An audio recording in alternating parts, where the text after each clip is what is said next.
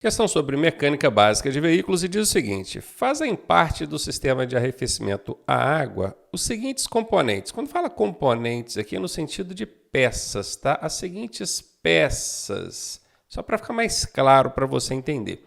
E quando fala arrefecimento, sistema de arrefecimento é o sistema que controla a temperatura do motor. O motor ele trabalha ali numa temperatura próxima de 90 graus Celsius, esse é o normal dele. Um motor frio não vai ter um bom funcionamento e um motor muito quente também não vai ter um bom funcionamento. E é o sistema de arrefecimento que faz esse controle. Quando o motor começa a aquecer muito, ele começa a trocar água com alguns componentes do sistema de arrefecimento à água aqui, e então esse controle da temperatura acontece. O arrefecimento, cara, se cair na sua prova, ele pode vir lá do tipo a ar ou água. No caso, a maioria das vezes até os dois. Nos automóveis que a gente tem hoje no trânsito aí, são 99%, eu acredito, água e ar. Ele tem os dois sistemas ali para fazer esse controle de temperatura.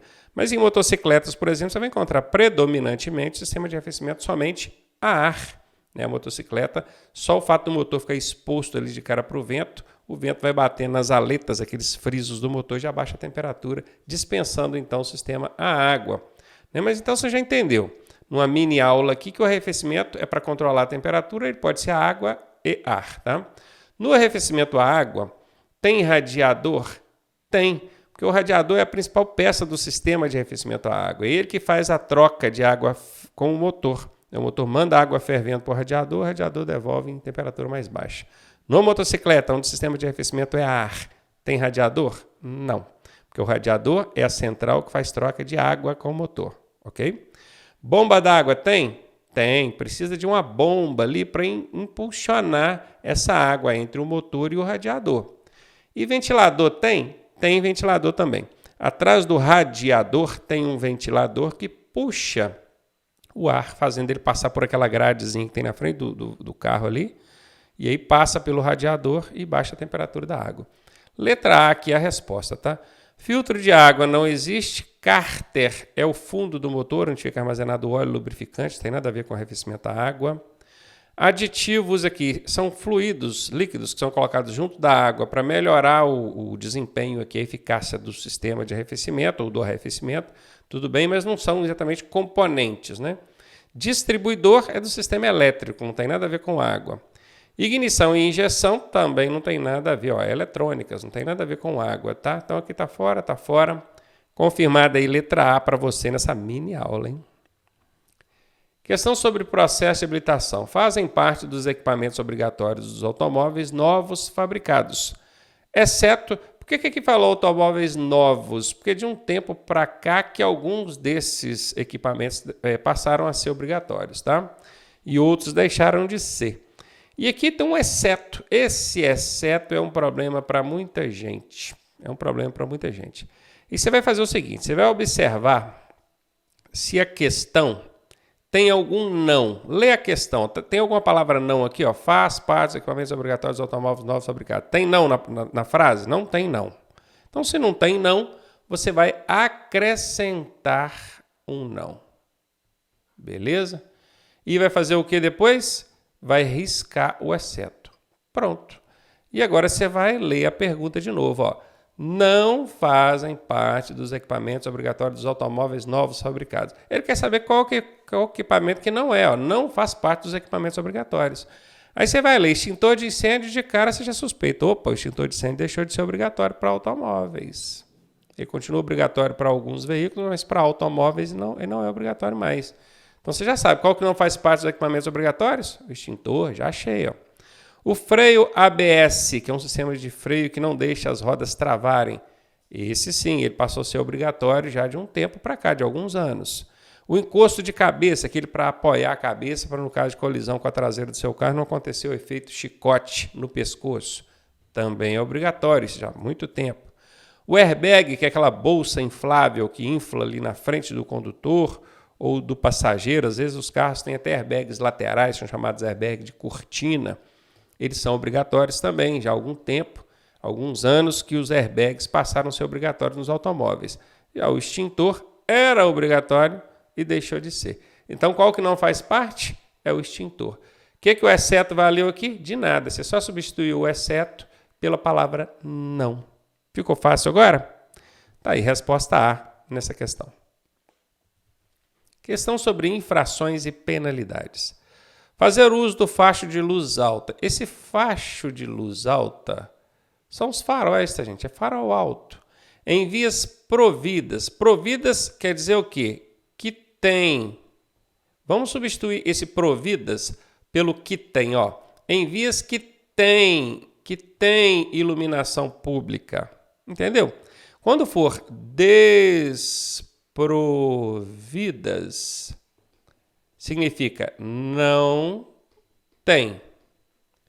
Agora, quando for providas, você vai entender que tem. Beleza? Só para simplificar aqui o vocabulário. Então, fazer uso do farol alto. Nas vias que tem iluminação pública, tem poste, tem luz.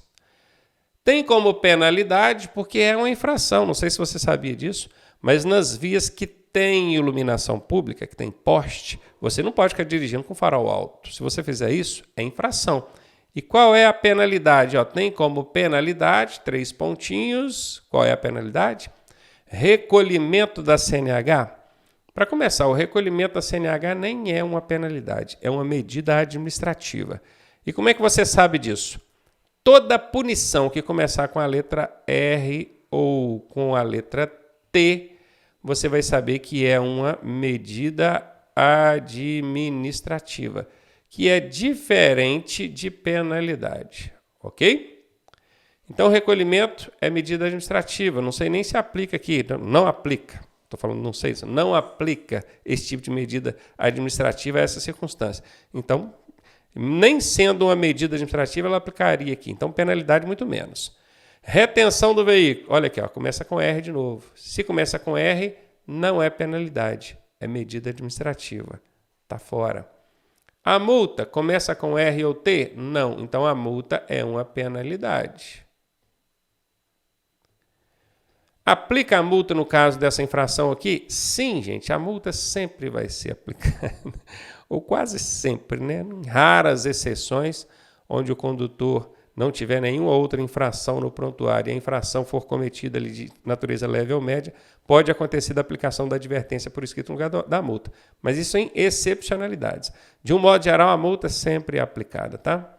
E a suspensão do direito de dirigir? Começa com S, então também é uma penalidade.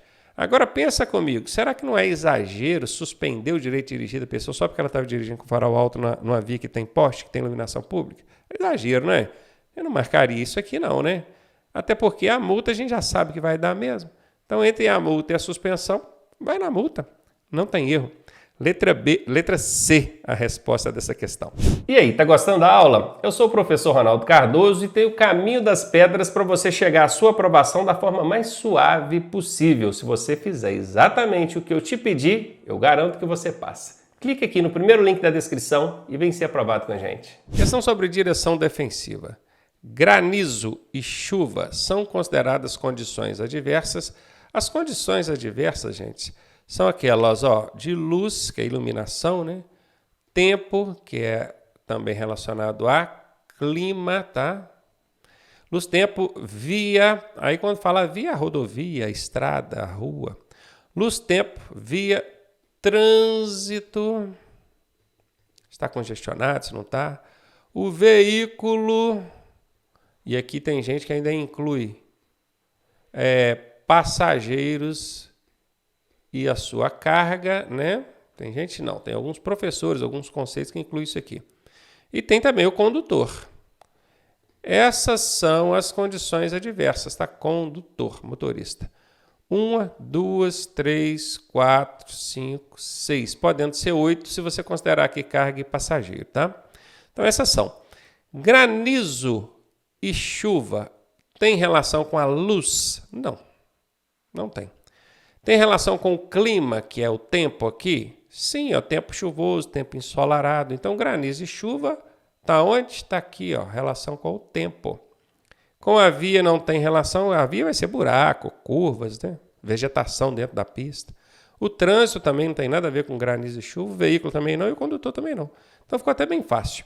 A partir do momento que você sabe quais são as condições adversas, luz, tempo, via, trânsito, veículo e condutor, aí fica mais fácil de você fazer a comparação aqui e achar a resposta.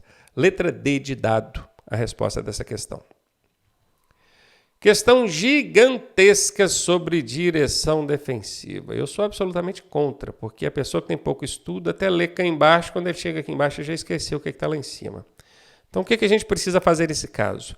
Fragmentar a questão, picando ela, fazendo picadinho, tá? Vamos lá, há curvas em que a pista é mal construída. Beleza, até aqui o Detran está dizendo que tem curvas em que a pista foi mal construída, fizeram de qualquer maneira, e possui sobreelevação negativa. Aí já começou a complicar, né? O que é sobreelevação negativa? Isso é o seguinte, quando você vai fazer uma curva para a esquerda, eu gostaria que você parasse, talvez até fechasse os olhos, só ouvisse o que eu estou falando para você tentar imaginar. Quando você vai fazer uma curva para a esquerda, a pista tem que ser sobrelevada do lado direito. Para quê? Para a inclinação da pista jogar você para dentro. Porque pensa, você vai fazer uma curva para a esquerda, qual que é a tendência da força da física? Jogar esse carro para fora da curva. Então a engenharia vai e sobreleva o lado para onde o veículo seria jogado para a inclinação da curva compensar isso. Agora, e quando a pista é mal construída? Possui sobrelevação negativa. Aí lascou, né? Aí junta a força da física jogando o veículo para fora, mais a inclinação da pista negativa para o lado errado. As duas coisas jogando o veículo para fora da pista, acidentes vão acontecer ali constantemente. Essa condição adversa, que é relacionada à via, exige a redução da velocidade. Claro, você tem que entrar ali muito devagar, porque senão você vai para o buraco mesmo. Pois agindo desta forma, reduz-se o risco de quê? Derrapagem do veículo em razão da perda total de aderência. Olha, aderência é a capacidade do veículo agarrar na pista. Não é o caso, aqui não é o caso. Essa perda total de aderência ela só acontece quando o veículo está em aquaplanagem, que é um outro assunto, eu não vou entrar em detalhe aqui. Mas quando falar de perda total de aderência, lembre-se disso, da aquaplanagem. Não é o caso aqui. Aqui não está falando, a questão não está falando de aquaplanagem. Não está nem falando de água, não está nem falando de chuva, está falando de pista mal construída. Sobrelevaram o lado errado da curva e está jogando o pessoal no buraco. Então aqui está fora. Perda total do sistema de freios. O que tem a ver o veículo perder o freio com a curva ter sido construída de forma errada? Aqui até tentaram justificar, né? Devido ao superaquecimento dos seus componentes internos. Não, absolutamente nada a ver. Estouro do pneu traseiro em razão do esforço exigido do aumento da aderência no pavimento da pista. Também nada a ver. Deram enchida de linguiça aqui para complicar a vida de vocês, né? Ou seria a letra D, deslocamento do veículo para fora da sua faixa de trânsito. Ah, isso aí, ó. O que a curva com sobrelevação negativa faz? Joga o veículo para fora, né? Devido à força centrífuga. Fuga. Lembra desse finalzinho aqui, ó? Fuga é para fora, não é? Não compensada. E é exatamente isso. Quando você vai fazer uma curva, existe essa miserável dessa força centrífuga. Fuga é para fora, que tende a jogar o veículo para fora. Aí o que a engenharia faz? Tem que sobrelevar o lado contrário da pista para contrapor essa força. Só que quando eles fazem um negócio de qualquer maneira, conforme eu expliquei lá no princípio, aí junta pista inclinada para o lado errado, mais a força centrífuga jogando o veículo para fora, o BO acontece, né? Então o que você tem que fazer? Reduzir muito a velocidade. Essa aqui é a resposta. A questão complicada, chata porque é muito grande, não vou nem dizer que ela seja tão difícil, mas ela requer uma calma, uma tranquilidade para você ler e interpretar todas essas alternativas gigantescas, então acaba não sendo uma questão adequada aí para a prova. Mas o Detran põe, né? Vamos estudar e vamos tentar aprender. Letra D aí, a resposta dessa questão. Questão sobre infrações e penalidades. Implica na penalidade de suspensão do direito de dirigir Conduzir motocicleta ou motoneta, transportando criança, isso aqui é uma regra básica, né, gente? Tem uma idade limite para criança, que é 10 anos, que é para ela ir no banco da frente do veículo, frente do carro, ou na garupa da moto. Aqui falou moto ou motoneta, tanto faz, tá? Na garupa da moto. 10 anos. Isso aqui acho que todo mundo está tirando carteira, sabe disso. Pode ser até que alguns de vocês tenham confundido, porque já viram algum material mais antigo, falando de 7 anos para moto, mas isso mudou já tem um bom tempo, tá? Hoje são 10 anos, tanto para a moto quanto para o banco da frente do carro. Então, menor de 10 anos vai dar problema, não é? Vai dar multa gravíssima e vai dar suspensão do direito de dirigir. Menor de 10 anos não pode. Questão sobre direção defensiva. Indique a alternativa que contém uma atitude indevida do condutor que desvia sua atenção ao dirigir. Vamos ver qual dessas aqui está falando de uma atitude indevida que desvia a atenção do motorista. Observar atentamente os espelhos retrovisores desvia a atenção do motorista? Claro que não, né, gente? Inclusive, o ideal é que ele observe os retrovisores. Manter as duas mãos no volante desvia a atenção do motorista? Claro que não, né, gente? Falar e digitar mensagens no telefone celular desvia a atenção do motorista? Claro que sim, né, gente? Inclusive, isso é infração de trânsito gravíssima se ele estiver segurando ou manuseando o celular, ou média se ele não estiver segurando nem manuseando, estiver apenas falando no viva voz ou com o telefone preso aqui à orelha. Se ele prestar atenção às luzes do painel do veículo, isso desvia a atenção dele? Não, ele tem que, vez ou outra, observar ali as indicações do painel, tá? Então isso aqui também não desvia a atenção dele, não. É letra C mesmo, questão fácil essa aí. Questão sobre direção defensiva. Ingerir bebida alcoólica ao dirigir é uma condição adversa porque torna o condutor desconcentrado e desatento, podendo gerar acidentes. Esse acidentes aqui já foi substituído pelo Código de Trânsito pelo termo sinistros, ok? Então, o correto aqui é sinistro. Está seu Detran, não é acidente, mas não. Acontece isso quando ele ingere bebida alcoólica e dirige, desconcentra e o motorista fica desatento? Sim, essa é a resposta. Ou ele ficaria seguro e atento? Absolutamente não, né? Ele ficaria ágil e obediente? Claro que não. Ele ficaria sociável? Às vezes sim, né? O cara que bebe costuma ficar mais sociável, né? Conversador, Responsável? Não, ele não vai ficar mais responsável porque bebeu. Então não faz sentido.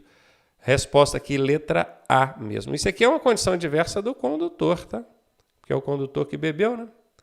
Lembra quais são as condições adversas? Luz, tempo, trânsito, via, veículo e condutor.